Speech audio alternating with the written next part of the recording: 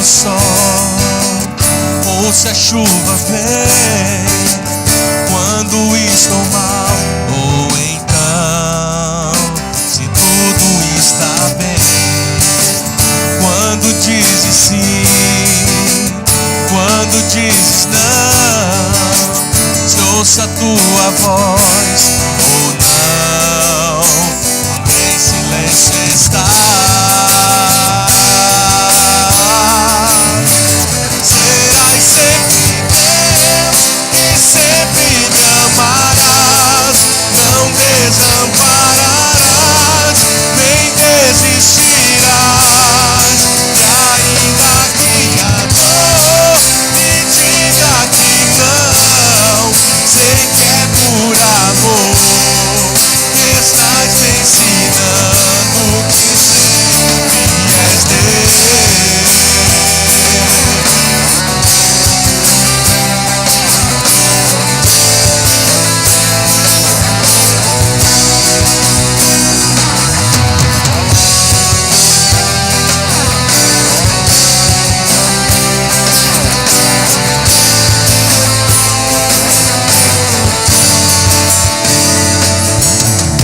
Quero ver você, hein?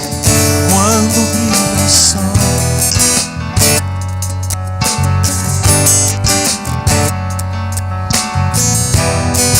não.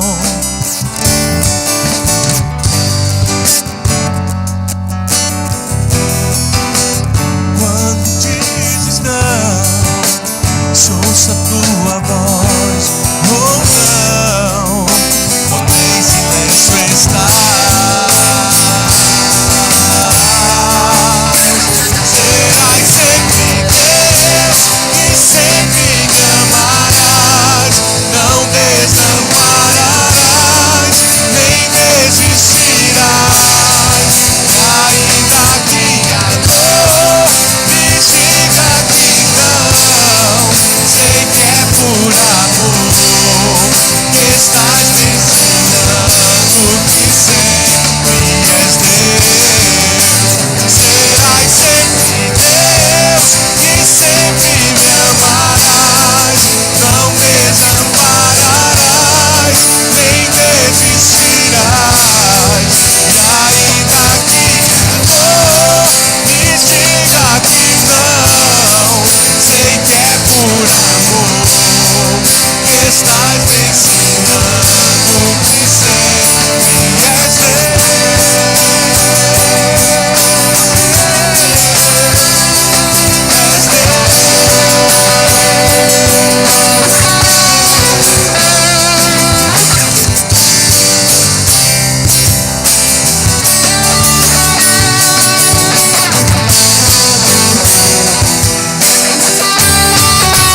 serás sempre Deus, sempre me amarás, não desampararás, nem desistirás. E ainda que a dor me diga que não, sei que é por amor que estás me ensinando que sempre és Deus. Serás sempre Deus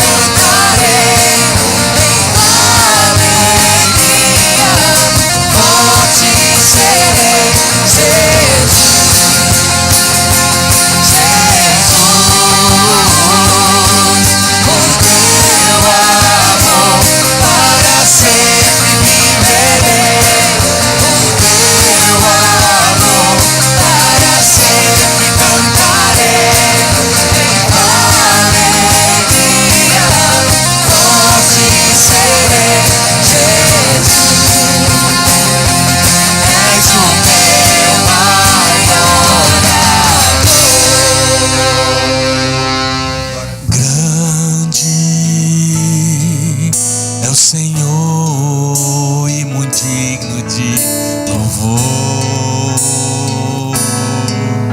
Na cidade do nosso Deus, teu santo monte, a alegria de toda a terra.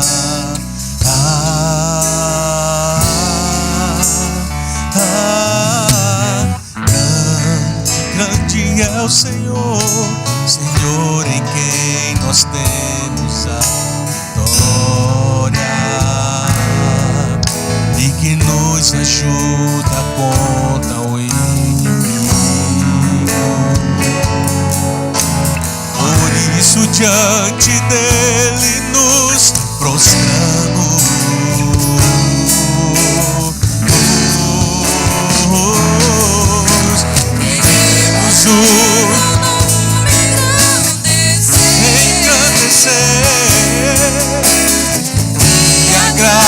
agradecer-te toda a obra em nossas vidas.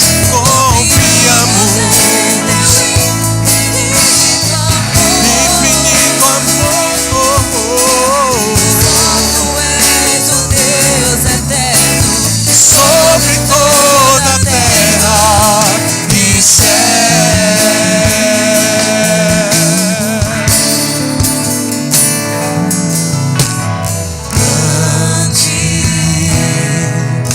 O Senhor e muito digno de louvor, na cidade do nosso Deus, seu santo monte, a alegria de toda a terra. toda a terra.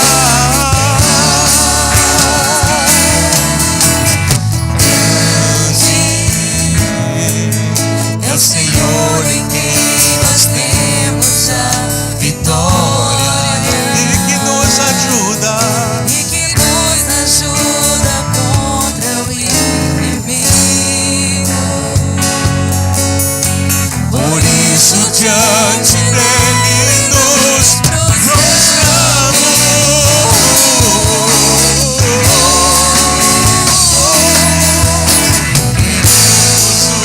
Teu nome engrandecer e agradecer-te por tua obra em nossas vidas.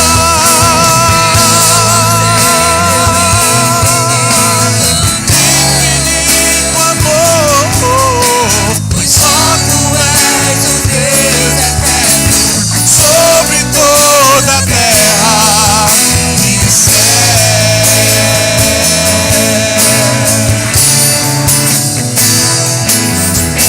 Queremos o teu nome engrandecer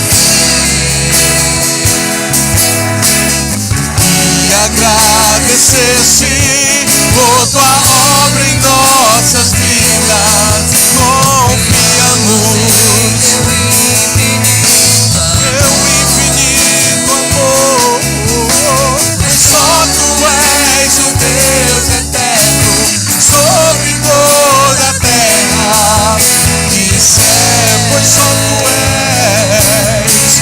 só tu és o Deus eterno sobre toda a terra e céu. Pois só tu és o Deus eterno sobre toda a terra e céu.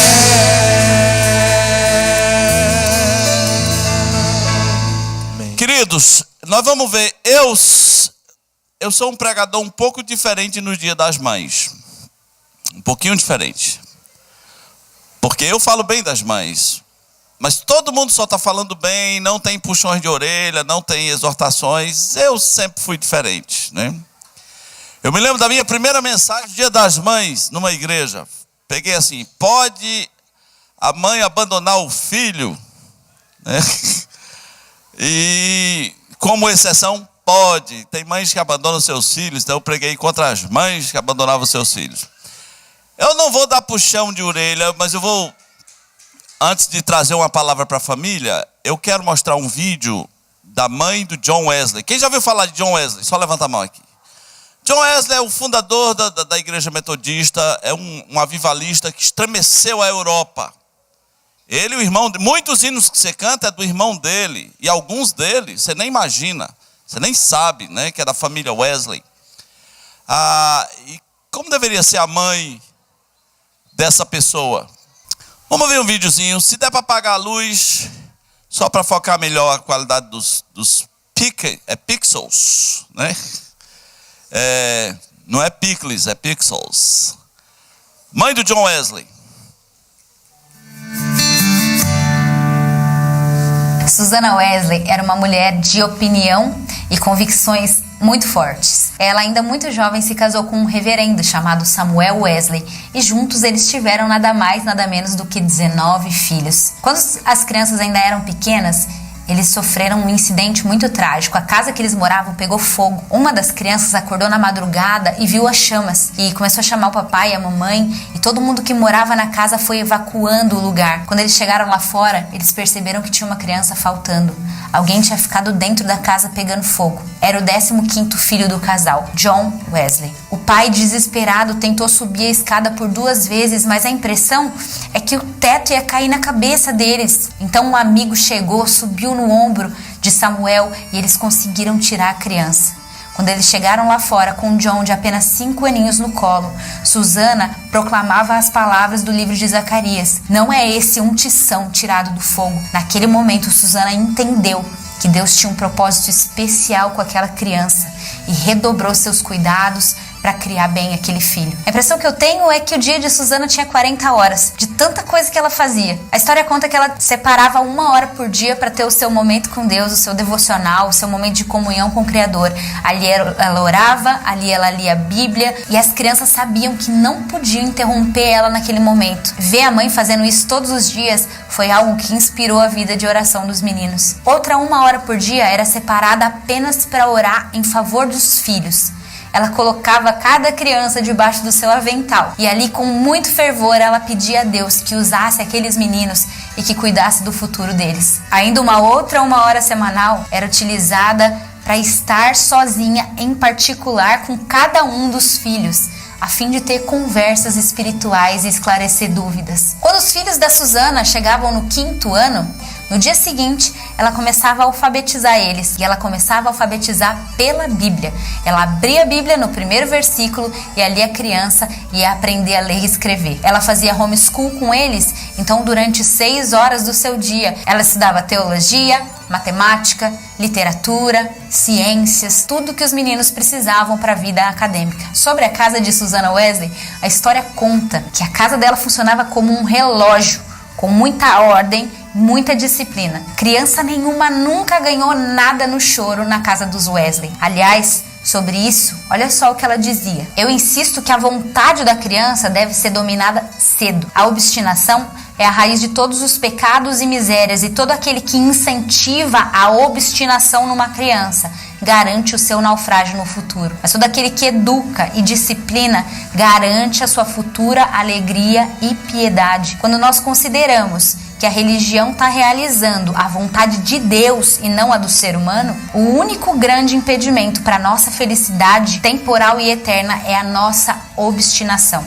Assim, nenhuma indulgência pode ser trivial e nenhuma negação deixa de ter recompensa. O céu ou o inferno dependem somente disso. Assim, o pai e a mãe que estudam uma forma de vencer a obstinação dos filhos trabalha junto com Deus na renovação e na salvação de uma alma. O pai que se submete à vontade, a todas as vontades da criança, faz a obra do diabo, torna a religião impraticável e a salvação inalcançável. Ao ceder a todas as vontades dos filhos, você os condena, corpo e alma, para sempre. Na casa dos Wesley tinha culto doméstico todos os dias. Todos paravam o que estavam fazendo para ir adorar a Deus juntos. Quando Samuel, o pai da família, tinha que viajar e passar muitos dias longe, Susanna assumiu o controle e a direção do culto. E ela tinha tanto fervor, tanto fogo de Deus no seu coração, que os vizinhos vinham participar do culto para vê-la adorar e compartilhar a palavra de Deus. Quando Susanna ainda era uma menininha, ela fez uma oração a Deus, pedindo: Deus, através da minha vida, acenda uma luz espiritual na Inglaterra que se espalhe por todo o mundo. Sabe de uma coisa? Deus viu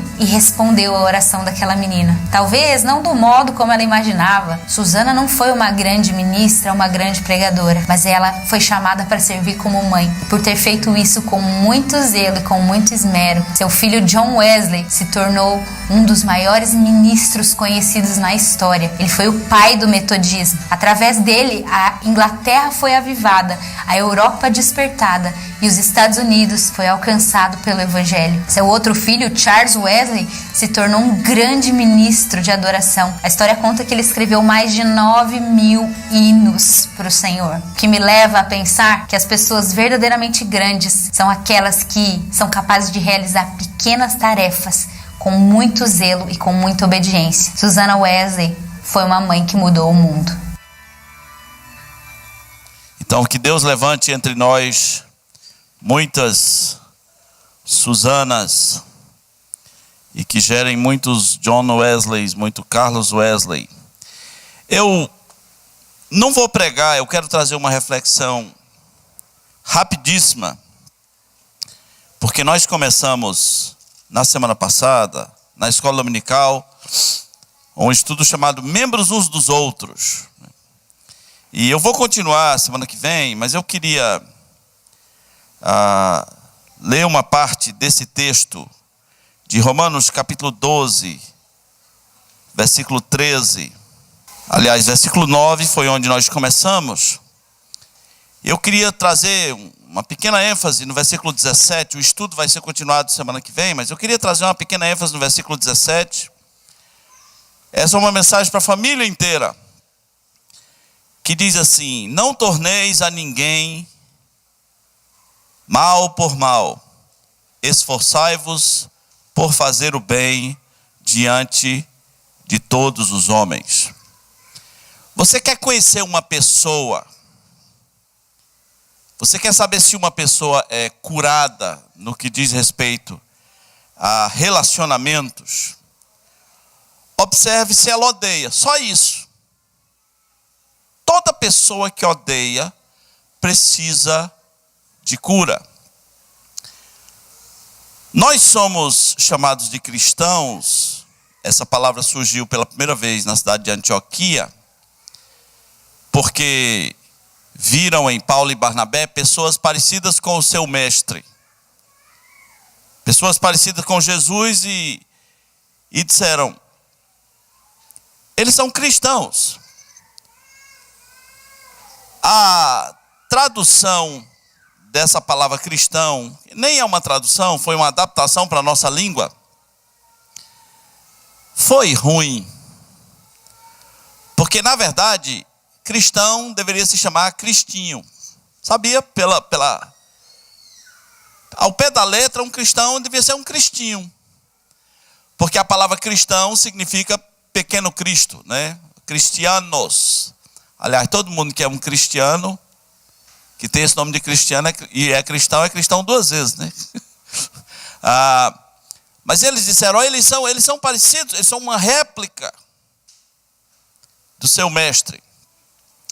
E olha, se nós queremos nos identificar com Jesus Cristo, nós temos que ser muito radicais com ódio, mágoas e rancores, porque a Bíblia diz: aquele que odeia o seu irmão está aonde? Está onde? Alguém sabe o versículo? Não. Aquele que odeia seu irmão está aonde? Está onde? Nas trevas. Não é nem na sombra, gente. Então não existe relação entre ser cristão e odiar. E eu espero que você nunca me veja odiar. Eu não quero odiar, eu não quero saber odiar, eu não quero saber como funciona. Nós somos muito tentados a odiar, né? Mas Jesus Cristo não odiava absolutamente ninguém. Ele denunciava a hipocrisia, ele repreendia com firmeza, ele odiava o mal, mas nós não vamos ver Jesus Cristo odiando pessoas. Você sabe, uma das raízes da maioria dos problemas familiares é que as pessoas não foram curadas nessa área. Elas odeiam. E elas dizem que odeiam. Elas deixam bem Claro que odeiam. Então, mãe, você quer ser uma mãe incrível? Pare de odiar. Não é? Ou você nunca falou dentro da sua casa assim, eu estou com ódio de vocês. Olha que coisa linda para se dizer para a família, não é? Não é lindo isso? Eu estou com ódio de vocês. O menino começa a fazer peripécia e ela vai dizendo, do jeito que eu estou aqui com ódio, eu vou te pegar. Né? Você está com ódio, então tem alguma coisa errada, ou com você, ou com as suas palavras. Às vezes você não odeia, você só está estressado. Às vezes você nem acredita no que você está dizendo, você só não sabe ainda falar o cristianês, a linguagem do cristão. Lembra quando eu disse, toda pessoa que fala assim, eu não sou santo, ele não sabe o que está dizendo. O santo significa separado por Deus. Se você está dizendo assim, eu não sou santo, você está dizendo o quê? Eu não fui separado por Deus. E foi por quem? Percebe? Às vezes a gente é cristão e não sabe falar como cristão. Não aprendeu o idioma do céu.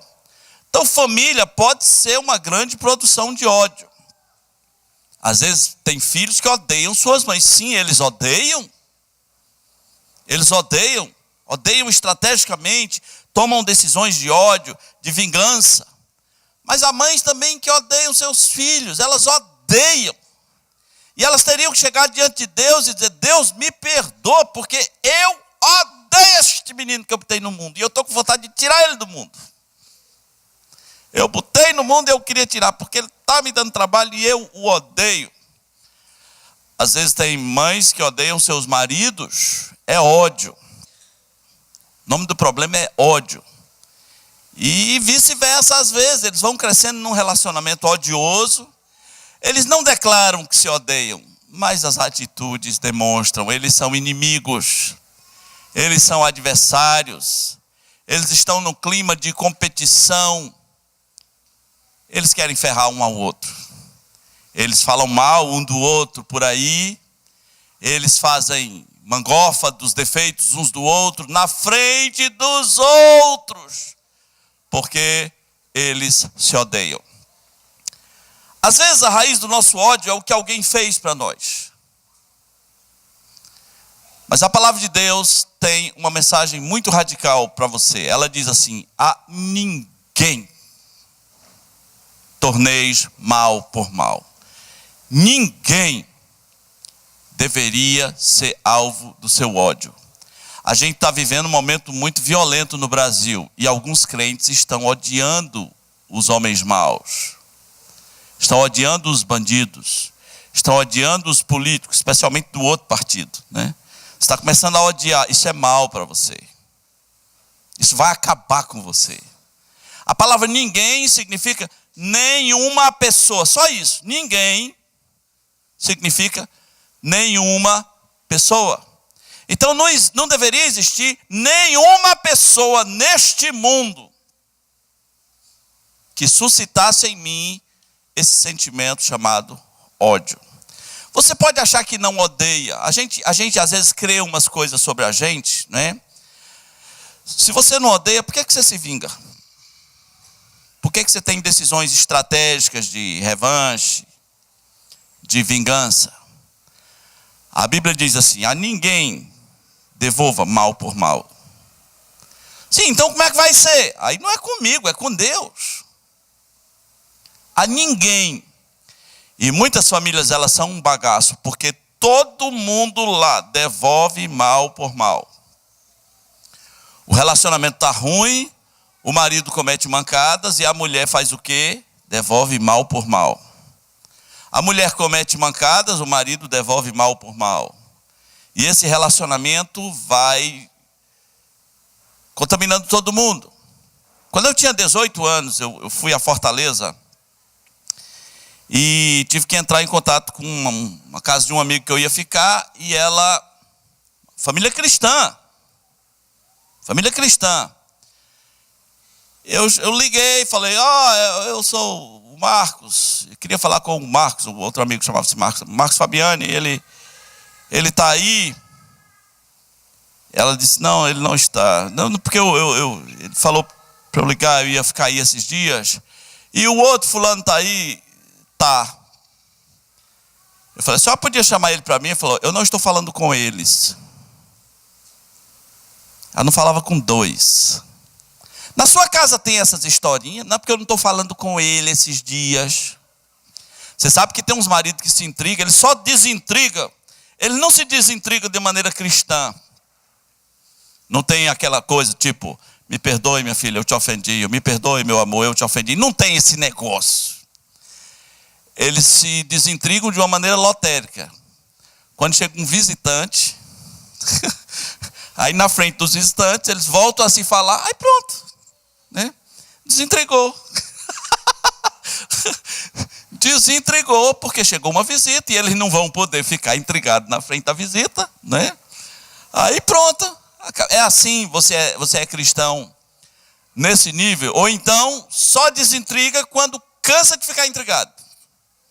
É tipo uns 2 dias, uns 3 dias, porque os dois estão devolvendo mal por mal. Você fez uma coisa errada e eu vou te punir com o meu silêncio. Tem pais que se intrigam dos filhos. A gente vai conhecendo as pessoas, aí eu pergunto assim, como era seu pai? Como era? Porque as pessoas levam muito para a vida adulta o que seus pais praticaram. Não, meu pai se intrigava comigo. Vou ficar uma semana sem falar com você para você aprender. Aprender o quê? A ser vingativo. Vai aprender o quê? Aprender a ser um doente na alma. Por quê? Porque havia um pai que confundia disciplina com vingança. Quando a Bíblia diz assim, a ninguém devolva mal por mal. A ninguém. Fez o mal. Não, a lógica é o contrário. Fez o mal, se puder fazer o bem, é melhor. Porque quem cuida das tuas causas não é você. A Bíblia diz, a vingança pertence ao Senhor. A vingança é uma daquelas coisas sagradas, como o dízimo, que pertence ao Senhor.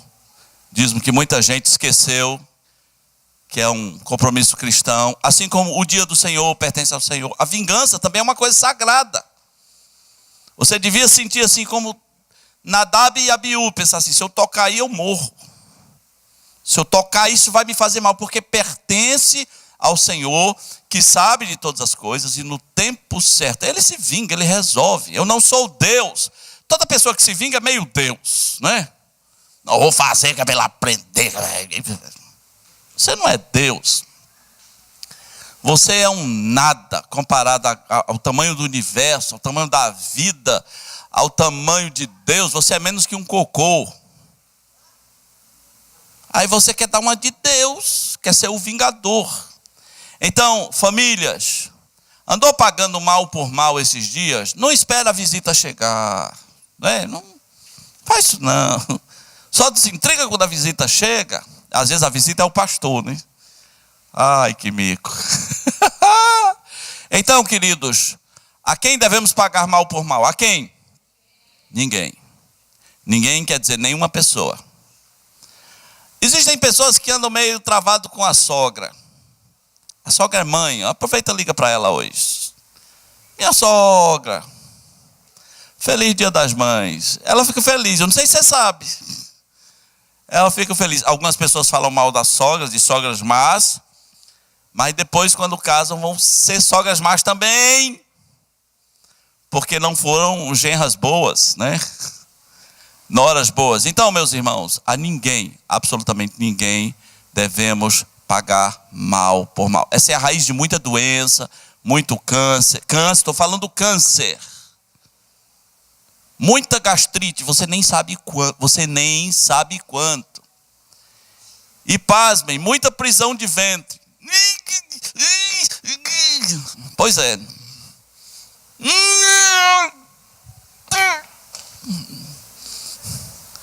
Não vai, sua alma está muito presa, muito carregada, está tudo preso. Não é só o intestino não, é tudo preso. A alma do crente deve ser leve, aí tudo fica leve, né? É tipo um reloginho, é pluft, né? Nem precisa pegar na cortina para puxar, tipo.